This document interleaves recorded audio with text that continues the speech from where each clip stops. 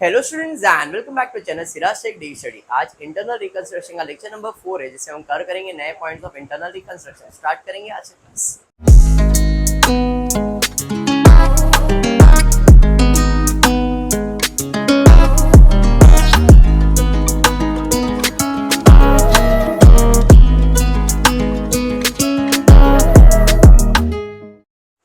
देखो, जितने भी स्टूडेंट्स यहाँ बैठे, जो लाइव देखने वाले, उनको ही बोल रहा हूँ, आपका approach to the sum is very much important. जब भी आपके सामने इंटरनल रिकंस्ट्रक्शन का सम आ रहा है ना, तो उसमें से कुछ ऐसे एडजस्टमेंट जो फिक्स है आते ही है, और वो चीज आपको बाय डिफॉल्ट पहले से मालूम है, भाई यही लिखना है, खाली अमाउंट बदलना है। जैसे इक्विटी शेयर्स के ऊपर एडजस्टमेंट आएगा ही आएगा कि इक्विटी शेयर का वैल्यू बढ़ाना है कि कम करना है, 90% कम करना ही रहता है। प्रेफरेंस शेयर्स का वैल्यू कम करना ही होता है, रहता ही रहता है, 100% रहेगा। फिक्टिशियस एसेट को तो मैंने आपको बताया, भंगार तो पहले से अपने को निकालना ही निकालना है, वो भी रहेगा ही रहेगा। फिर कोई एसेट का वैल्यू कम करेंगे या बढ़ाएंगे, यही है इंटरनल रिकंस्ट्रक्शन। खाली वो भाषा चेंज करते करते देता है, चीजें वही होती है। ठीक है, हम स्टार्ट करेंगे। प्रतीक्षा, देखते सम क्या दिया गया है। Following is a balance sheet of Paramount limited as on 31 March 2005। ये जो बैलेंस शीट है, ये मेरा दुकान है। बैलेंस शीट मेरे लिए क्या है? दुकान। अब दुकान में हम लोग क्या करने वाले? इंटरनली रिकंस्ट्रक्ट करने वाले। रिकंस्ट्रक्शन का मतलब क्या है? चीजों को बदलना, बराबर है। अब जैसे कुछ बोगस असेट होता है, goodwill, patent, discount, profit loss, इसे हम लोग क्या कहते हैं? भंगार। बोगस असेट से, और बोगस असेट को हम लोग क्या करते हैं? बोगस असेट को हम लोग निकाल देते हैं, राइट ऑफ कर देते हैं। बाय डिफॉल्ट जब भी हम रिनोवेशन करेंगे तो हमारे घर के अंदर कोई भी भंगार है तो हम लोग उसको क्या करते हैं? निकाल ही देते हैं। वैसे जब आप इंटरनल रिकंस्ट्रक्शन करते हो तो जो ये miscellaneous expenditure not return of, मतलब बोगस असेट है, एडजस्टमेंट दिया है नहीं दिया है, आपको निकाल देना है।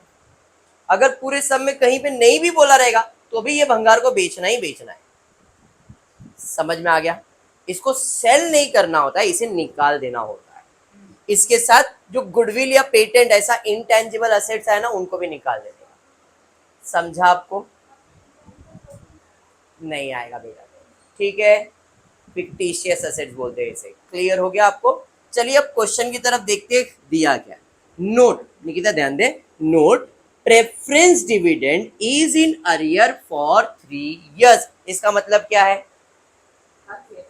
3 साल से डिविडेंड का पैसा नहीं दिया है, देने का बाकी है। किसको देने का बाकी रहेगा? प्रेफरेंस शेयर कैपिटल वाले को, है या नहीं? जिसने प्रेफरेंस शेयर का पैसा लगाया उसको देने का बाकी रहेगा। तो 3 साल से कुलदीप को हम लोग फोन कर रहे हैं, भाई पैसा दे पैसा दे पैसा दे। उसने दिया क्या निकिता तेरे को पैसा? नहीं। क्या इनके बीच में कोई एग्रीमेंट हुआ है? क्या इधर ऐसा कोई दिख रहा है प्रेफरेंस डिविडेंड? नहीं। मतलब इनका जो बातचीत चल रहा है वो ओरली चल रहा है, तो इसके बारे में कुछ करेंगे क्या हम लोग? नहीं। डन है शहबाज? शहबाज आगे बढ़ते, आगे क्या दिया है जरा देखते हैं। The following scheme of reconstruction was prepared and duly approved by the court. पहला एडजस्टमेंट क्या दिया है जरा चेक करते। Preference share shall be converted into equal number of 9% preference shares of 50 each। पहले हमारे प्रेफरेंस शेयर्स कितने थे? 6000 प्रेफरेंस शेयर से एक का वैल्यू 100 था, 6 लाख रुपए। अब इंटरनली रिकंस्ट्रक्ट कर रहे, क्या कर रहे? Preference share holder is converted into equal number. Equal number मतलब पहले कितने शेयर्स थे? अभी भी कितने शेयर्स रहेंगे? 6000। लेकिन पहले इसका वैल्यू कितना था? 100। अब रिकंस्ट्रक्शन के बाद कितना हो जाएगा? 50। समझ में आ गया? मतलब पुराना शेयर्स जाएगा, नया शेयर्स आएगा। बात समझ में आया क्या? हाँ जी। पुराना शेयर होता है क्रेडिट, जाएगा तो हो जाएगा डेबिट। तो इसकी जर्नल एंट्री क्या आएगी? इसकी जर्नल एंट्री आ जाएगी पुराना शेयर्स जाएगा। कितना परसेंट पुराना शेयर्स था? देखो जरा, ये था 8% शेयर्स था, तो 8% का शेयर्स जाएगा। शेयर था क्रेडिट, जाएगा तो हो जाएगा डेबिट। यहाँ पे 8%। Very good. Preference share capital account debit, बराबर है। पुराना शेयर्स कितना शेयर्स था? 6000 शेयर्स, एक का वैल्यू 100 था, मतलब 6 लाख रुपए का प्रेफरेंस शेयर था, ये गया, बदले में नया शेयर आया 2, कितना परसेंट वाला आया 9%, प्रेफरेंस शेयर कैपिटल अकाउंट। कितना, नंबर ऑफ शेयर्स तो वही है 6000, लेकिन इसका वैल्यू कितना 50, कितना हो गया 3 लाख रुपए। पहले 6 लाख देना था, अभी 3 लाख दिया, मतलब 3 लाख का क्या हो गया फायदा। जो भी फायदा होगा इंटरनल रिकंस्ट्रक्शन में कहा जाएगा, कैपिटल रिडक्शन अकाउंट में। जो भी फायदा आएगा कहा जाएगा, कैपिटल रिडक्शन अकाउंट में। यहाँ पे 2 कैपिटल रिडक्शन अकाउंट, कितना 3 लाख रुपए। Entry done. नरेशन क्या आएगा इसका, being preference share reduced by 50, हमने प्रेफरेंस शेयर का वैल्यू क्या किया, रिड्यूस कर दिया। बात समझ में आया क्या, पक्का समझा है? क्या नहीं समझा तेरे को, एंट्री क्या नहीं समझा, बोल भाई। क्या बात है यार, तेरे को पहली बार ऐसा तूने आंसर दिया, क्या नहीं समझ में आया बोल। शादी से बोलो, शादी विधि नहीं होने वाला बेटा, वापस स्टार्टिंग से बोलता हो। Preference shares shall be converted into equal number। पहले कितने प्रेफरेंस शेयर थे कुलदीप, 6000, अभी भी सेम 6000 ही होंगे, लेकिन पहले वो 100 रुपए वाले थे, अब कितने वाले हो जाएंगे 50। मतलब पुराना शेयर्स निकालेंगे, नया शेयर्स डालेंगे, जो भी डिफरेंस आएगा वो प्रॉफिट एंड लॉस में जाएगा। प्रॉफिट एंड लॉस को अपन क्या कहते हैं, कैपिटल रिडक्शन। समझा, इसलिए पुराना 6 लाख का शेयर्स निकाल दिया, 6 लाख का शेयर्स निकला, नया 3 लाख का शेयर आया, बाकी 3 लाख अपने लिए फायदा है। अभी तक क्लियर है क्या? अभी तक उसके बाद क्या दिया है जरा चेक करते हैं। आगे दिया है, अब ये आप लोग को पूछूंगा मैं, equity shares shall be reduce ₹2 each. 2 का मतलब क्या है, पुराना जाएगा नया आएगा। मैंने कहा नहीं, आगे पढ़ो, क्या दिया है, however face value remains the same. मतलब पहले कितने का फेस वैल्यू था 10, अभी भी फेस वैल्यू 10 ही है। इसका मतलब इसका फेस वैल्यू नहीं बदल रहे, पेड अप वैल्यू बदल रहे। और इधर पेड अप वैल्यू जब भी बदलेगा मतलब सिर्फ प्रॉफिट एंड लॉस की एंट्री आएगी। ये मैंने आपको सेकेंड लेक्चर में एक्सप्लेन किया है। जब भी पेड अप वैल्यू बदल रहा है, फेस वैल्यू नहीं बदल रहा है। 10 का चीज था, 10 रुपया ही है, खाली हमने क्या बोला, 3 रुपया कम करो। समझ में आ रहा है, 3 रुपया कम करो मतलब खाली उसका कैपिटल का वैल्यू बदलो, तो अपने लिए फायदा है या नुकसान, सिर्फ उसकी एंट्री पास करेंगे। अंडरस्टूड? तो यहाँ पे इक्विटी शेयर्स का वैल्यू कितना कम करने बोल रहा है, समझ में आया क्या? इक्विटी शेयर का वैल्यू 3 रुपया कम करने बोल रहा है। Equity share shall be reduce ₹2 each. ₹2 each मतलब उसका वैल्यू कितना करने का है, 3 रुपया करना है। तो कम 3 नहीं होगा, कम कितना होगा, 7 रुपीज। सर कैसे, 10 रुपए का शेयर है, इक्विटी शेयर्स का वैल्यू कितना करने बोल रहा है, 3 रुपया करने बोल रहा है, तो कम कितना हुआ, 7 रुपया। अब लाइबिलिटीज का वैल्यू कम होएगा, फायदा है कि नुकसान? जो भी फायदा है कहाँ जाएगा, कैपिटल रिडक्शन में, क्रेडिट में जाएगा। बात समझ में आया? उधर क्रेडिट, और किसके वजह से फायदा हुआ, इक्विटी शेयर्स की वजह से। तो इसकी जर्नल एंट्री क्या आ जाएगी, इसकी जर्नल एंट्री आएगी equity shares, equity share capital account debit to capital reduction account. अरे बात समझ में आया? कितना, तो आपकी कितने शेयर से जरा चेक कर लो। तो हमारे पास कितने शेयर थे, 50,000 शेयर, एक का वैल्यू 10 था, हमने कितना कम किया, 7 रुपीज कम किया। तो 50,000 शेयर का 7 रुपया कम किया, मतलब 3.5 लाख रुपए। एंट्री क्लियर है? Any doubt clear? पक्का? चलिए बढ़ेंगे नेक्स्ट एंट्री की तरफ, देखते क्या दिया है भाई। ये भी एंट्री हो गया आपका। थर्ड एंट्री पे 5% debenture shall be converted into equal number of 6% debenture. ऐसा ही सेम एडजस्टमेंट ऊपर भी था, 8% preference share converted into equal number of 9% preference share of rupees. मतलब इधर भी वही हुआ, पुराना डिबेंचर जाएगा, नया डिबेंचर आएगा। समझ में आ गया? तो यहाँ पे पुराना 5% का डिबेंचर इक्वल नंबर, तो यहाँ पे इक्वल नंबर डिबेंचर्स कितना, देखो यहाँ पे डिबेंचर्स है 3 लाख के डिबेंचर्स है। एक का वैल्यू अगर 100 है तो मेरे पास कितने डिबेंचर्स है? 3000। यहाँ पे 3000 डिबेंचर्स है, एक का वैल्यू 100 है मतलब 3 लाख है, तो अभी भी 3000 डिबेंचर्स ही रहेंगे, लेकिन उसका वैल्यू कितना रहेगा? समझ में आ गया? तो पुराना डिबेंचर्स निकालेंगे, नया डिबेंचर्स डाल देंगे। चलिए इसकी एंट्री पास करेंगे। पुराना 5%, very good, debenture account debit to, कितना परसेंट डिबेंचर करने बोला है? 6%। 6% डिबेंचर अकाउंट। पुराना डिबेंचर कितना था? 3000 डिबेंचर्स, एक का वैल्यू 100, 3 लाख रुपए, 3 लाख रुपीस, बराबर है। अब कितना आ जाएगा? तो 3000 डिबेंचर्स, लेकिन वैल्यू कितना करना है? 75। क्या बात है, 2,25,000। मतलब मुझे फायदा हो रहा है यहाँ पे कितने का? 75,000 का। जो भी फायदा है कैपिटल रिडक्शन अकाउंट में, क्रेडिट साइड पे कैपिटल रिडक्शन अकाउंट, कितना? 75। एंट्री समझ में आ गया? निकिता पक्का क्लियर? निकिता आगे और भी उससे रिलेटेड एडजस्टमेंट बाकी है, यहां तक ही हमने पढ़ा ना।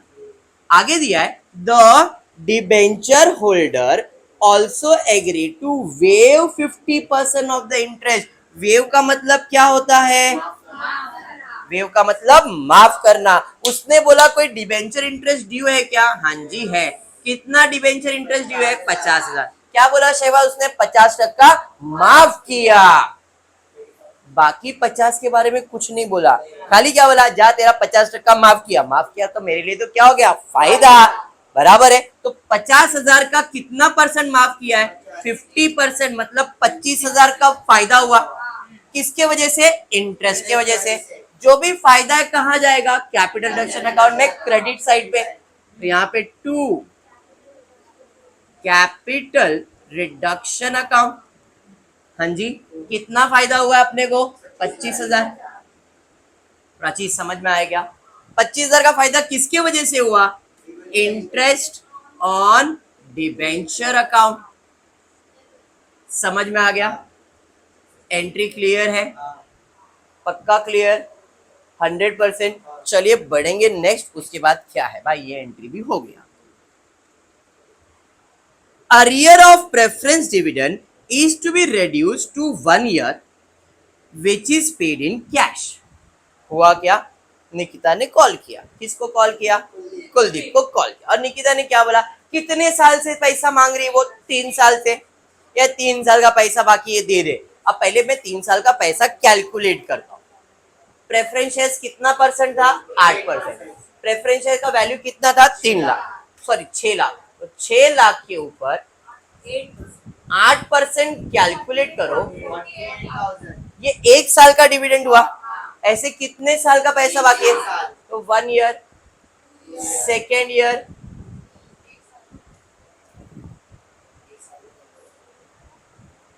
Second year and third year. 3 साल का डिविडेंड कितना है? समझ में आया? तो 3 साल से निकिता फोन करे, रे 48 48 48, 3 साल हो गया, पैसा तो दे। अब निकिता को कंटाल आ गया, तो निकिता ने बोली arrear of preference dividend is to be reduce to 1 year. हमने कितने साल का डिविडेंड बोल दिया? भाई एक काम कर, 3 साल का नहीं दे सकता है, 1 साल का दे, और वो भी रोकड़ा दे, बराबर है? बोला ठीक है चल दे दिया। अब जब पैसा दिया तो इसकी एंट्री क्या है?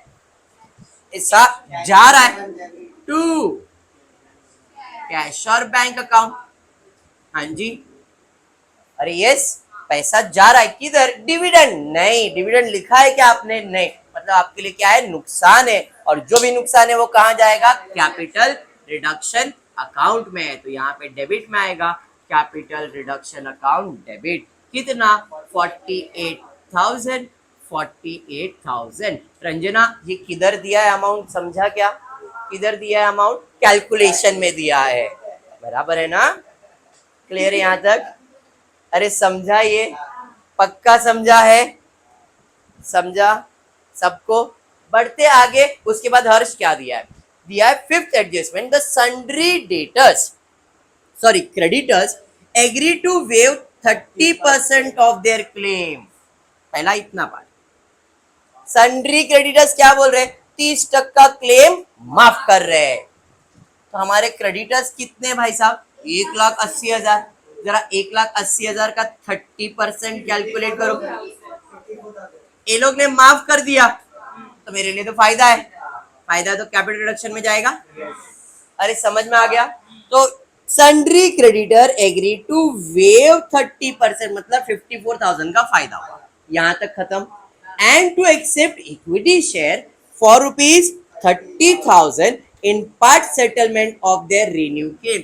और बोल रहे हैं कि हम 30,000 का क्या मांग रहे हैं आपसे, equity shares in part settlement. Part settlement मतलब हो सकता है कुछ बात हुई रहेगी हमारी, उतने का हमने क्या ले लिया है, इक्विटी शेयर। अब पार्ट सेटलमेंट मतलब 30,000 ही रहेगा, क्योंकि 30,000 के बदले में 30,000 का दे रहे हैं हम लोग। इन शॉर्ट कितने का एडजस्टमेंट है, 54 प्लस 30। एडजस्टमेंट कितने का है, 84,000 क्रेडिटर्स के ऊपर एडजस्टमेंट है। समझ में आ गया।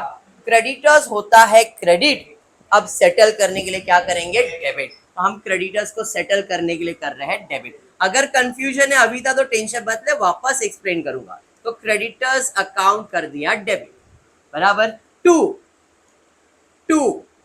इक्विटी शेयर्स दिया, टू माफ किया तो कैपिटल रिडक्शन अकाउंट। शेयर्स कितने का दिया, माफ कितना किया, इन शॉर्ट सेटल कितना हुआ। एग्जाम्पल है 1,80,000 के आपके क्रेडिटर्स थे, इसमें 30% की बात हुई, मतलब 54,000 की बात हुई। बाकी 30,000 ने क्या बोला, ये 30,000 ने बोला भाई मेरे को पैसे मत दे, मुझे क्या दे दे, इक्विटी शेयर्स दे दे। अब बचा जो नॉर्मल, वो मेरे नॉर्मल क्रेडिटर्स है, इनके बारे में तो कोई बात भी नहीं किया है। समझा अभी। तो आपका एडजस्टमेंट कितने का हुआ है, 30 प्लस 54, 84,000 का। समझ में आ गया। अरे समझा एंट्री। चलिए बढ़ेंगे नेक्स्ट, उसके बाद क्या दिया भाई, ये भी डन। नॉर्मल वाला एडजस्टमेंट क्या दिया है जरा चेक कर लो। आगे दिया है assets are to be revalued as under. Building का वैल्यू दिया है, प्लांट एंड मशीनरी का वैल्यू दिया है, फर्नीचर का वैल्यू दिया है, स्टॉक का वैल्यू दिया है, डेटर्स का वैल्यू। देखते जरा वैल्यू बढ़ रहा है कि कम हो रहा है। पहले बात कर रहा हूँ बिल्डिंग, बिल्डिंग का वैल्यू बढ़ रहा है, इंक्रीज हो रहा है, मतलब एप्रिसिएशन है। हाँ जी, तो यहाँ पे आ जा रहा है एप्रिसिएशन। प्लांट एंड मशीनरी का वैल्यू चेक करो, कम हो रहा है, डेप्रिसिएशन। फर्नीचर का वैल्यू डेप्रिसिएशन, स्टॉक का वैल्यू डेप्रिसिएशन। 1.5 लाख था, 1 लाख हो गया ना, कम हो रहा है ना। डेटर्स का वैल्यू खाली एक ही एप्रिसिएशन है, बाकी सब आपके लिए क्या है, डेप्रिसिएशन। इनटैंजिबल देखो बोल दिया, intangible assets and fictitious assets are to be written off. Intangible asset मतलब गुडविल, पेटेंट, ये, और फिक्टिशियस मतलब ये। रिटर्न ऑफ कर दो, रिटर्न ऑफ कर दो मतलब निकाल दो। अरे समझा। हाँ जी, ध्यान से एक एक करके मैं पूरा एडजस्टमेंट एक साथ सॉल्व करने वाला हूँ। प्लांट एंड मशीनरी का वैल्यू कम हुआ, फर्नीचर का वैल्यू कम हुआ, स्टॉक का वैल्यू कम हुआ, डेटर्स का वैल्यू, ये क्या दिया है, assets are to be revalue. Revalue मतलब इनका नया वैल्यू है। पुराना वैल्यू बिल्डिंग का कितना था, 3 लाख, नया वैल्यू कितना हुआ, मतलब 50,000 बढ़ गया। तो एप्रिसिएशन को बाद में कर रहा हूँ, क्योंकि बाकी सब तुम्हारा डेप्रिसिएशन है, तो कंबाइन एंट्री सॉल्व कर सकता हूँ। प्लांट एंड मशीनरी का नया वैल्यू कितना है, पुराना वैल्यू कितना था, तो कितना कम हुआ, 50,000 का डेप्रिसिएशन आया। अरे समझा। फर्नीचर 80, पुराना कितना था, 1, नया कितना, 80, कितना कम किया, समझा अभी था। उसके बाद स्टॉक 1 लाख, पुराना कितना था, 1.5 लाख, नया कितना है, मतलब 50,000 कम हुआ, समझा। डेटर्स पुराना कितना है, नया कितना है, कितना कम हुआ। अरे बात समझ में आया। उसके अलावा बाकी सब तो कम करने का, समझ में आया। असेट होता है डेबिट, डेप्रिसिएशन का मतलब वैल्यू कम करना। असेट होता है डेबिट, कम करना है तो क्या हो जाएगा, क्रेडिट। तो सब असेट हो जाएगा credit. To plant and machinery, to furniture, to stock, to debtors, to goodwill, to patent, to discount on debentures, to profit and loss. समझा मैंने? सब एक साथ लिख दिया। एक एक करके सॉल्व करो, आपकी मर्जी। पूरा सॉल्व कर सकते हो। अभी प्रो तुम लोग ग्रेजुएशन में आ गए, निब्बा निब्बी नहीं कि 11th स्टैंडर्ड का जर्नल एंट्री सॉल्व कर रहे अपन, बराबर है कि नहीं? तो यू आर प्रो एक साथ सॉल्व करने का है, बराबर मिताली? मिताली अब सबके अमाउंट देखते हैं। प्लांट एंड मशीनरी का कितना वैल्यू कम किया हमने, देखो जरा, 50। फर्नीचर का 20, बराबर है। हर्ष 40 जरा भी नहीं करेंगे हम लोग। हर्ष plant and machinery, furniture, stock 50, debtors 5000। Goodwill का वैल्यू कितना है चेक करो। गुडविल का वैल्यू था 60, पेटेंट का है 40, 30,000 और 5 लाख, बराबर है। चलिए ठीक है, तो यहाँ पे गुडविल का वैल्यू था 60,000, गुडविल हो गया। पेटेंट का वैल्यू 40,000, डिस्काउंट का 30,000, इसका वैल्यू 5 लाख। अब सबको टोटल करेंगे, पूरा मेरे नुकसान है और जो भी नुकसान है वो कहाँ जाएगा, capital reduction account debit. Total कर लो कितना आ रहा है, 7,55,000। समझ में आ गया? अभी एक फायदा भी हुआ था बिल्डिंग में, एप्रिसिएशन, तो इसकी एंट्री बाकी है। अब असेट होता है डेबिट, एप्रिशिएट करने के लिए भी डेबिट ही करोगे। तो यहाँ पे कौन सा असेट का एप्रिसिएशन है, बिल्डिंग का। यहाँ पे बिल्डिंग अकाउंट डेबिट अपने लिए फायदा है, इसलिए कहाँ जाएगा, क्रेडिट साइड पे। कितने का फायदा हुआ, 50,000। एंट्री क्लियर है, सारा एंट्री डन, सबको क्लियर। अब देखते हैं नेक्स्ट, उसके बाद क्या दिया है शहबाज भाई। एडजस्टमेंट नंबर 6 भी कर लिया मैंने और एडजस्टमेंट नंबर 7 भी कर लिया। पास journal entry, prepare capital reduction account and balance sheet after reconstruction. अभी बैलेंस शीट पे फोकस मैंने किया ही नहीं है, अपन बैलेंस शीट का फोकस सब सम हो जाएगा एक बार जब फाइनल अकाउंट स्टार्ट करूंगा, मैं बैलेंस शीट को बाहर करवाऊंगा एंड देन ऐसे टाइप के सम्स का रिवीजन जब मैं लूंगा तब बैलेंस शीट भी करवाऊंगा। बैलेंस शीट को अभी बीच में रखना ही नहीं है, पहले सम पे कॉन्फिडेंस आने तो बैलेंस शीट फटफट बना सकते तुम लोग। एक रफ आइडिया अभी भी दे सकता हूं मैं, रफ आइडिया में यही बैलेंस शीट है, ऐसा ही बनाने का है। वैल्यू बढ़ रहा है तो ऐड, कम हो रहा है तो माइनस, बस वही करना और कुछ भी नहीं करना है बैलेंस शीट में। बैलेंस शीट बनाना बहुत सिंपल है, ठीक है। अब क्वेश्चन में क्या प्रिपेयर करने बोला है, हमने जनरल एंट्री सॉल्व किया है, हम कैपिटल रिडक्शन बना सकते हैं। कैसे बनाएंगे कैपिटल रिडक्शन, एंट्रीज है, क्रेडिट है तो क्रेडिट में, डेबिट है खाली पोस्टिंग करने का। पहले एंट्री में क्रेडिट साइड पे है तो क्रेडिट साइड पे क्या लिखोगे, बाय 8% प्रेफरेंस शेयर। कितना अमाउंट लिखोगे कैपिटल रिडक्शन का, 3 लाख। अरे समझाइए, अगर कैपिटल रिडक्शन अकाउंट नहीं बोला रहता तो क्या करते, रफ में प्रिपेयर करते। इस क्वेश्चन में कैपिटल रिडक्शन बनाने बोला है तो फेयर बनेगा, नहीं तो रफ में बनाओ, खाली पोस्टिंग करते जाओ, ठीक है। नेक्स्ट कैपिटल रिडक्शन, फिर क्रेडिट है 3.5 lakh, by equity share 3.5 lakh. समझ में आ गया? फिर भाई कैपिटल रिडक्शन, फिर क्रेडिट है 75,000, बाय 5% डिबेंचर्स, कितना 75,000। उसके बाद वापस से capital reduction account debit, sorry credit हो रहा है, बाय इंटरेस्ट ऑन डिबेंचर्स, कितना। उसके बाद डेबिट में कैश और बैंक, तो 2 कैश और बैंक 48,000। समझ में आ गया शहबाज? उसके बाद क्या भाई, ये हो जाने के बाद कैपिटल रिडक्शन क्रेडिट में, तो बाय क्रेडिटर्स 54,000। नेक्स्ट उसके बाद डेबिट में आने वाला है 2 सन्ड्री, अभी सबका नाम नहीं लिख रहा हूं मैं, डायरेक्टली अक्यूमुलेटेड वैल्यू लिख रहा हूं, 7,55,000, बराबर है। फिर क्रेडिट साइड पे बाय क्या है, बिल्डिंग 50,000। और कुछ है क्या एंट्री, नहीं। 8 लाख ये साइड का ना, 8,54,000 माइनस करो क्या, तो इधर बैलेंस आया 51,000। नॉर्मली टैली भी हो जाता है, कभी कभी बैलेंस भी आता है। अब क्रेडिट का मतलब क्या हुआ? क्रेडिट का मतलब इनकम, डेबिट का मतलब एक्सपेंस होता है। इनकम ज्यादा है, एक्सपेंस कम है, तो प्रॉफिट। प्रॉफिट को प्रॉफिट नहीं बोलते, इधर बोलते टू कैपिटल रिजर्व। लेकिन अगर एक्सपेंस ज्यादा होता और इनकम कम होता तो लॉस। लॉस को क्या बोलते हैं? गुडविल। ये टर्म इंपॉर्टेंट है, मैं अभी कहता हूं, बैव को भी बीकॉम को भी। अगर लॉस है तो बिजनेस में लॉस लॉस नहीं होगा, लॉस को क्या कहते हैं? गुडविल। फायदे को क्या कहते हैं? Capital reserve. समझा? तो यहाँ पे इसके हमने क्या कहते हैं? Capital reserve. अब इसकी भी जर्नल एंट्री आएगी। डेबिट में आ रहा है आंसर, तो इसकी जर्नल एंट्री क्या आने वाली है? इसकी जर्नल एंट्री आ जाएगी आपको, very good, capital reduction account debit में टू क्या आया? Capital reserve account. कितना?